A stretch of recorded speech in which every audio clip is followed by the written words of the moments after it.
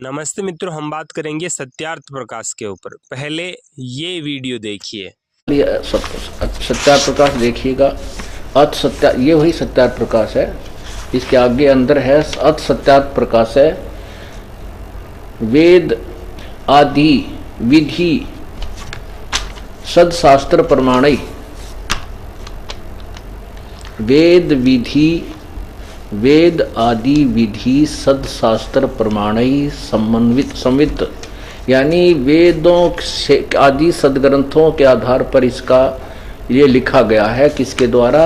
श्री परमहंस श्रीमत परमहंस प्रिव्रजा आचार्य महर्षि दयानंद सरस्वती स्वामी विरचित है। देख स्वामी जी का कितनी महिमा हो रिकॉर्ड तोड़ रखा है। और आगे देखो ये कहाँ से प्रकाशित है। प्रकाशक है वैदिक यति मंडल, दानद मठ, दीनानगर, पंजाब से। अब ये है चतुर्थ समलास, चौथा समलास। थोड़ा सा बता दूं, गणा नहीं। पहले तो स्वामी जी कहते हैं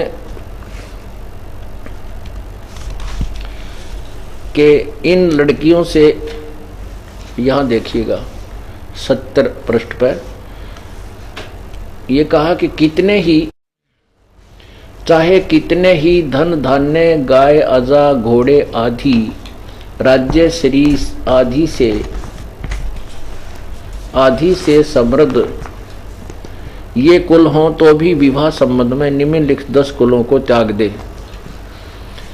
जो कुल सत्क्रिया से हीन, सत्पुरुषों से रहित, वेद ध्यान से विमुख, यानी दूर, वेद ध्यान नहीं करता, अध्ययन, शरीर पर बड़े बड़े बाल, लोम अर्थात बवासीर, अक्षय यानी जिसका दमा, खांसी, आमाशय जिसका पेट खराब रहता हो, मृगी पड़ती हो, सफेद कुष्ठ हो, गलित कुष्ठ कुलों की कन्या व वर को, यानी किसी का खांसी, दमा, बवासीर हो तो उस पूरे कुल को, पूरे कुलों की कन्या व वर के साथ विवाह न होना चाहिए, क्योंकि वो दुर्गुण, सब दुर्गुण रोग विवाह करने वाले के कुल में प्रविष्ट हो जाए।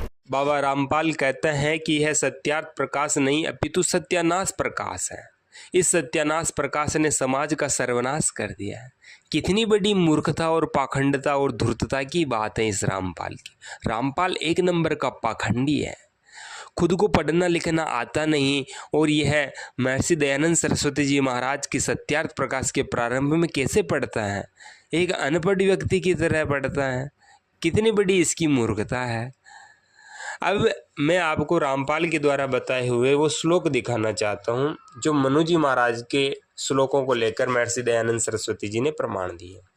विवाह संबंध में अयोग्य कुल, चाहे कितने ही गाय, अजा यानी भेड़, हाथी घोड़े, धन धान्य, राज्य श्री आदि से समृद्ध कुल हो, कुल यानी परिवार, तो भी विवाह संबंध में निम्नलिखित 10 कुलों का त्याग कर दे।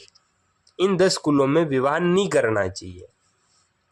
जो कुल सत्क्रियाओं से हीन, पहला यह है, जो कुल सत्क्रियाओं से हीन। इस बात से तो रामपाल के चेलों को भी कोई समस्या नहीं होनी चाहिए। जिस घर में पूरे परिवार के लोग झूठ पे झूठ बोलते हैं, हर बात को झूठ सिद्ध करके अपनी बात मनवाना चाहते हैं, झूठ ही झूठ बोलते हैं, ऐसे परिवार में आप विवाह करवाओगे क्या अपनी बच्चियों की? जिस परिवार के अंदर हिंसा होती है, जीव जानवर, खरगोशों को खाया जाता है, हिरणों को खाया जाता है, पक्षियों को मार के पका करके खाया जाता है, हिंसा पे हिंसा, निर्दोषों को काट मार करके उनकी हत्या कर दी जाती है, क्या आप ऐसे घर में भी विवाह करोगे? जिस घर में चोरी करते हैं, जिस घर के लोग चोरी का अन्न खाते हैं, चोरी का धन खाते हैं, चोरी के पैसों से मौज मारते हैं, क्या आप उस घर में विवाह करना चाहोगे? जिस घर में हद से ज़्यादा संग्रह किया जाता है, जिस घर में कोई धैर्य वाला नहीं है, धैर्य, लड़ाई हो जाती है तो धैर्य नहीं है, क्रोध ही क्रोध, क्रोध ही क्रोध, हर बात में क्रोध, और गालियाँ निकालते हैं, बहुत कुकर्म वाली बातें करते हैं, व्यभिचारी हैं, दूसरों के साथ नाजायज़ संबंध है, बलात्कारी हैं, क्या ऐसे परिवार में आप विवाह करोगे? क्योंकि सत्क्रिया नहीं है, वो दान भी नहीं देते हैं, सिर्फ लेना जानते हैं, देना किसी को नहीं जानते। सत्पुरुषों से रहित, जिस कुल के अंदर लोग व्यभिचारी हैं, सत्पुरुष नहीं है, सत्य पे नहीं चलते, झूठ पे चलते हैं, कुकर्मी हैं, बलात्कारी हैं, दुराचारी हैं, व्यभिचारी हैं, क्रोधी हैं, धैर्य नहीं है उनके, मतलब चोरी करते हैं, जिन पे चोरी का कलंक है, बलात्कार का कलंक है, आत्महत्या का कलंक है, क्या उनसे उनके घर में विवाह करना चाहोगे? तो दो बातें हमारी कंप्लीट हो गई। जो कुल सत्क्रियाओं से हीन और सत्पुरुषों से रहित है, सत्पुरुष नहीं है, इसमें तो रामपाल के चेलों को दुख नहीं होना चाहिए ना। वेदाध्ययन से विमुख, विमुख का अर्थ होता है उल्टा। वेदाध्ययन का अर्थ ये नहीं होता कि ओम विश्वानि देव सवितर दुरितानि परासुव यद भद्रम दन्न आसुव ऐसे मंत्र पढ़ करके बस वही वेद अध्ययन करते। नहीं नहीं नहीं नहीं नहीं, वेद के विरुद्ध आचरण करना। जो वेद में कहा गया कि सत्य बोलना, सत्य नहीं बोलते, झूठ बोलते हैं। वेद में कहा चोरी मत करो, चोरी करते हैं। वेद में कहा है कि हिंसा नहीं करना, हिंसा करते हैं। वेद में जो कहा है उसकी आज्ञा का पालन नहीं करते, उल्लंघन करते हैं। सारी बातों का उल्लंघन करते हैं। ऐसे ऐसे दुराचारी मूर्ख पाखंडी जो लोग हैं, उस कुल में विवाह नहीं करना।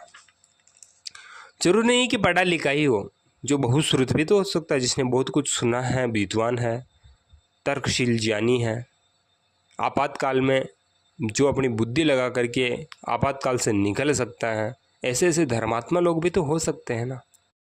सत्क्रिया से हीन, सत्पुरुषों से रहित और वेदाध्ययन से विमुख, वेद के विरुद्ध आचरण करने वाला कुल, इन तीन कुलों से तो रामपाल के चेलों को असहमत नहीं होना चाहिए। इतनी बात तो इनको स्वीकार करनी चाहिए थी, पर मूर्खता जो भरी पड़ी है इनकी बुद्धि में।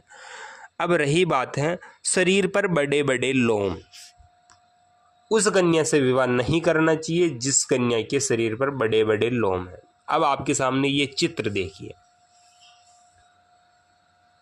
शरीर पर, पूरे शरीर पर दाढ़ी, मूंछ, बड़े बड़े बाल आ रहे हैं। दूसरा ये फोटो भी देखिए, इसके शरीर पर भी बड़े बड़े बाल आ रहे हैं। तीसरा ये फोटो देखिए, इसके शरीर पर भी बड़े बड़े दाढ़ी, मूछें, पूरे शरीर पर बाल आ रहे हैं। एक ये परिवार की तीन कन्याएं देखिए, एक ही कुल की हैं, तीनों की यही तकलीफ है। इनके शरीर पर भी बड़े बड़े लोम हैं। चौथा ये एक फोटो देखिए जिसमें पूरे शरीर पर बाली बाल भरे पड़े। अब देखो, ये जो आपने चित्र देखे हैं उनमें स्त्रियों के, यानी कन्याओं के, स्त्रियों के शरीर पर बड़े बड़े लोम है, बाल ही बाल भरे, दाढ़ी आ गई है। पुरुषों के जो गुण है वो सारे के सारे गुण उनमें मिलते जुलते हैं। दाढ़ी आ गई है, बड़ी बड़ी दाढ़ी, मूछें हैं।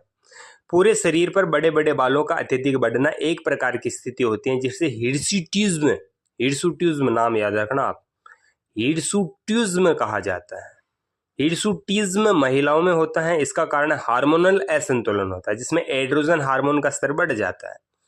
पॉलीसिस्टिक ओवरी सिस्टम, PCOS, यह महिलाओं में हिर्सुटिज्म का सबसे सामान्य कारण है। कुशिंग सिंड्रोम, शरीर में कोर्टिसोल हार्मोन का अत्यधिक उत्पादन होने लग जाता है। एड्रोजन हार्मोन का स्तर बढ़ जाता है और कोर्टिसोल हार्मोन है वो अत्यधिक उत्पादन होने लग जाता है। एड्रोजन उत्पन्न करने वाले ट्यूमर यह अंडाशय और एड्रेनल ग्रंथियों में हो सकता है। कुछ दवाओं का सेवन किया जाता है, जैसे स्टेरॉइड्स, गर्भ निरोधक टैबलेट्स। मतलब बच्चा पैदा करने की बहुत समस्या है इन महिलाओं, ये बच्चा पैदा नहीं कर पाती है। इनके जीवन एक तरीके से देखिए तो नरक के समान है। हिर्सुटिज्म अवलोकन, हिर्सुटिज्म अतिरिक्त बाल हैं जो अक्सर मुंह और ठुड्डी के आसपास ध्यान देने योग्य होते हैं। हिर्सुटिज्म महिलाओं में एक ऐसी स्थिति है जिसके परिणाम स्वरूप पुरुष जैसे चेहरे, छाती और पीठ में काले और मोटे बाल अत्यधिक वृद्धि होती है। पुरुष के लक्षण शामिल हो सकते हैं। यदि किसी को लगता है कि उसके चेहरे या शरीर पर बहुत अधिक बाल, मोटे बाल हैं, तो डॉक्टर से संपर्क करें, और उन्हें में पुरुष के लक्षण दिखाई दे रहे तो डॉक्टर से संपर्क करें। कारण यह स्थिति जो अक्सर यौवन से शुरू होती है, सेक्स हार्मोन के असंतुलन का कारण बनती है। जब सेक्स के हार्मोन ही असंतुलन हो गए हैं तो फिर विवाह करने का जो मूल उद्देश्य है कि संतान उत्पन्न करना, संतान भी ऐसी वैसी नहीं है। जननी जनी तू एड़ा जन सुन दाता के सूर, नीतर रिजे बाजडीर मति गमाजे नूर। यह तो सनातन परंपरा रही है। ऐसे बच्चे पैदा करना जो संसार का उत्तम कल्याण कर सके।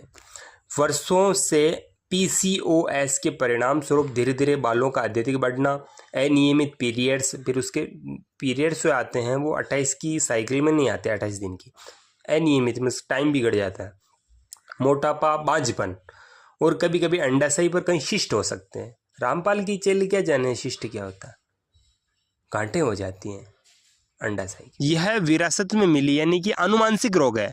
अधिवृक्क ग्रंथियों द्वारा कोर्टिसोल और एड्रोजन सहित स्टेरॉइड्स हार्मोन के असामान्य उत्पादन की विशेषता है। शायद ही कभी अंडाशय या अधिवृक्क ग्रंथियों में एक एड्रोजन स्रावित ट्यूमर हिर्सुटिज्म का कारण बन सकता है। ऐसी स्थिति में कई बार कैंसर भी हो जाता है। जोखिम कारक, कई कारक पारिवारिक इतिहास सहित हिर्सुटिज्म के विकास की संभावना को प्रभावित कर सकते हैं। कई स्थितियां जो हिर्सुटिज्म का कारण बनती हैं, जिसमें जन्मजात अधिवृक्क हाइपरप्लीसिया और पॉलिस्टिक ओवरी सिंड्रोम शामिल है। परिवारों में पॉलिस्टिक ओवरी सिंड्रोम शामिल है। परिवारों में चलती हैं। भूमध्य सागरीय, मध्य पूर्वी और दक्षिणी एशियाई वंश के महिलाओं के शरीर पर अन्य महिलाओं की तुलना में बिना किसी पहचान योग्य कारण के अधिक बाल होने की संभावना होती है। तो महर्षि दयानंद सरस्वती जी महाराज ने जो बताया है कि उस कन्या से विवाह नहीं करना चाहिए जिसके शरीर पर बड़े बड़े लोम है। बड़े बड़े लोम का अर्थ तो आपको पता चल ही गया कि हिर्सुटिज्म नाम की एक बीमारी है, एक रोग है। योनि के अंदर घटाने हो जाती, फिर वो सेक्स में कितनी दुखी होते हैं बेचारी।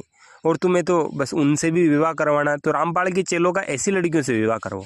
इनको बहुत चस्के लग रहे हैं ना कि हिर्सुटिज्म नाम की कन्या से हम विवाह क्यों नहीं करें, करवा लो। ये देख लो, आपने आपको चित्र बताए हैं ऐसी कन्या है, तुम करोगे ऐसी कन्या से। और आप कहोगे कुल है, तो कुल के अंदर क्या होता है, ये आनुवांशिक रोग है, तो फिर दूसरे कुल में ये रोग प्रवेश कर जाएगा, फिर उसके बच्चे होंगे वो भी रीछ भालू की तरह पैदा होंगे। तो महर्षि दयानंद सरस्वती जी वैज्ञानिक दृष्टिकोण और तार्किक विद्वान थे। उनकी बुद्धि का तुम पार नहीं पा सकोगे बच्चों